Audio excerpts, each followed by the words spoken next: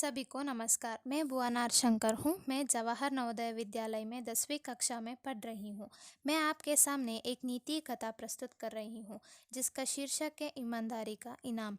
एक गांव में बाबूलाल नाम का एक पेंटर रहता था।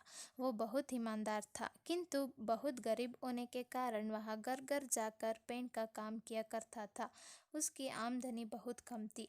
पूरा दिन काम करने के बाद भी बस 2 वक्त की रोटी ही जुटा पाता था। वह हमेशा चाहता था कि उसे कोई बड़ा काम मिले जिससे उसकी आमदनी अच्छी हो, पर वह छोटे छोटे काम भी बड़ी लगन और ईमानदारी से करता था। एक दिन उसे गांव के जमींदार ने बुलाया और उसे कहा, सुनिए बाबूलाल, मेरे पास तुम्हारे लिए काम है। मैं चाहता हूँ तुम मेरे लिए मेरी नाव पेंट करो और यह काम आज ही होना चाहिए। बाबूलाल बोला, काम आज ही पूरा हो जाएगा साहब। नाव पेंट करने का काम पाकर बाबूलाल बहुत खुश हुआ। जमींदार ने पूछा, तुम इस काम को पैसे कितने लोगे? तो बाबूलाल ने कहा, वैसे तो इस काम को 2000 होते, पर आपको जो सही लगे दे दीजिए। बाबूलाल की बात पर जमींदार से सहमत था। जमींदार उसे अपनी नाव दिखाने नदी किनारे ले जाते हैं।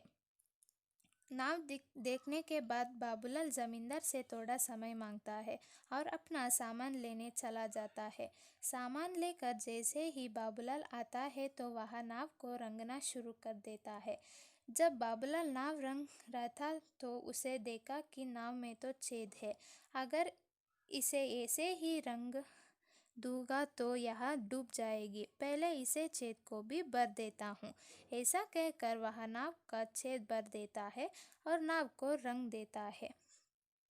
फिर वह जमींदार के पास जाता है और कहता है, हुजूर, आपके नाव का काम पूरा हुआ, चलिए देखने के लिए। और वे दोनों नाव देखने जाते हैं।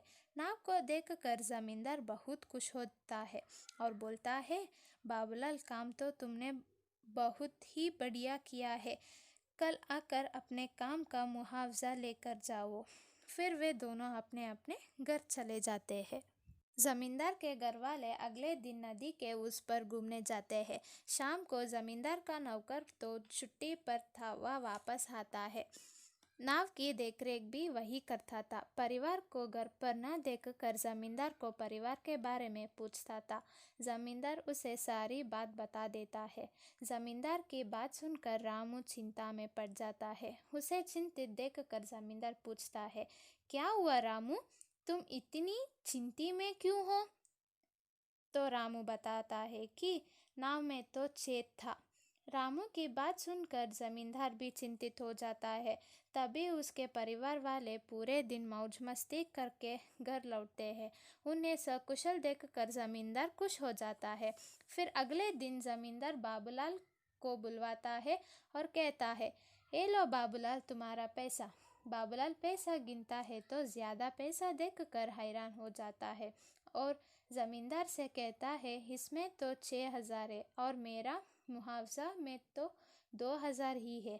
जमींदार बोलता है, ये तुम्हारा ही पैसा है बाबूलाल, तुमने बहुत बड़ा काम किया है। तो बाबूलाल पूछता है, कैसा काम हुजूर? जमींदार बोलता है, तुमने उस नाव के छेद को भर दिया जिसके बारे में मुझे पता भी नहीं था। अगर तुम चाहते तो तुम उसे ऐसे भी छोड़ सकते थे या फिर उसके लिए अधिक पैसे भी मांग सकते थे, पर तुमने ऐसा बिल्कुल नहीं किया। आज तुम्हारी वजह से मेरा परिवार वाले सुरक्षित है, इसलिए ये तुम्हारी पैसा मेहनत और ईमानदारी की है। ये पैसा तुम्हारी ही है, इनको तुम रख लो। जमींदार की यह बात सुनकर और पैसे लेकर बाबूलाल बहुत खुश से चला जाता है। इस कहानी ये शिक्षा मिलता है कि हमें अपना काम हमेशा पूरी ईमानदारी से करना चाहिए। धन्यवाद।